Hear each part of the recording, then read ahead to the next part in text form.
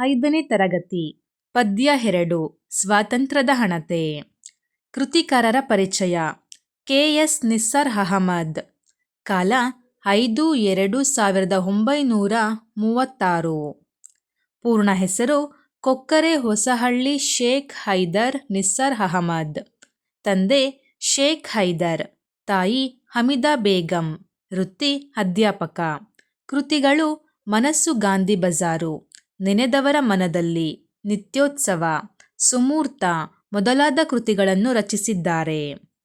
ಪ್ರಶಸ್ತಿ: ಪಂಪ ಪ್ರಶಸ್ತಿ, ನಾಡೋಜ ಪ್ರಶಸ್ತಿ, ಕೇಂದ್ರ ಮತ್ತು ರಾಜ್ಯ ಸಾಹಿತ್ಯ ಅಕಾಡೆಮಿ ಪ್ರಶಸ್ತಿಗಳನ್ನು ನೀಡಿ ಗೌರವಿಸಲಾಗಿದೆ. ಪದಗಳ ಅರ್ಥ: ಅರಿವೆ, ಬಟ್ಟೆ. ಗಳಿಕೆ, ಸಂಪಾದನೆ. ಗೃಹ, ಮನೆ. ಘನತೆ, ಶ್ರೇಷ್ಠತೆ. ತೈಲ, ಎಣ್ಣೆ. ಬೆಸೆ, ಒಂದಾಗುವುದು. ಮೊಳಕೆ, ಕುಡಿ. ಪಗಡೆ, ಒಂದು ಬಗೆಯ ಆಟ. ಪಾಯ, ಬುನಾದಿ.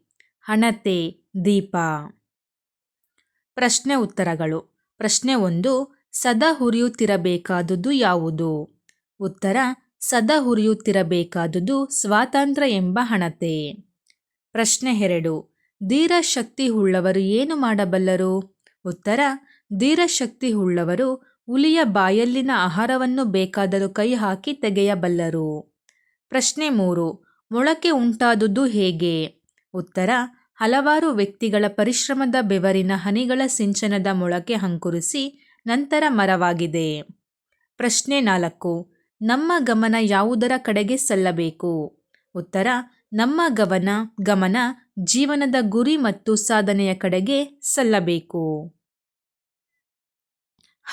ಕೆಳಗಿನ ಪದ್ಯ ಭಾಗವನ್ನು ಪೂರ್ಣಗೊಳಿಸಿ ಕಂಠಪಾಠ ಮಾಡಿ. ಸದಾ ಉರಿಯುತ್ತಿರುವ ಹಾಗೆ ಸ್ವಾತಂತ್ರ್ಯದ ಹಣತೆ, ದುಡಿಮೆ ತಿರಲು ಬಿಡುವಿಲ್ಲದ ಜನತೆ, ಎಂತು ಕುಂದಬಹುದು ಎಮ್ಮ ತಾಯ್ನಾಡಿನ ಘನತೆ. ಸದಾ ಸಾಗಿದಂತೆ ಸಲ್ಲುತ್ತಿರಲಿ ಸಾಧನೆಯೆಡೆಗೆ ಗಮನ, ಪ್ರಾಣವನ್ನೇ ಪಗಡೆಯಾಡಿದವರಿಗೆನ್ನ ನಮನ, ತಾಯ ಮುಡಿಗೆ ದಿನವೂ ಏರುತ್ತಿರಲಿ ಹೂವು ದವನ.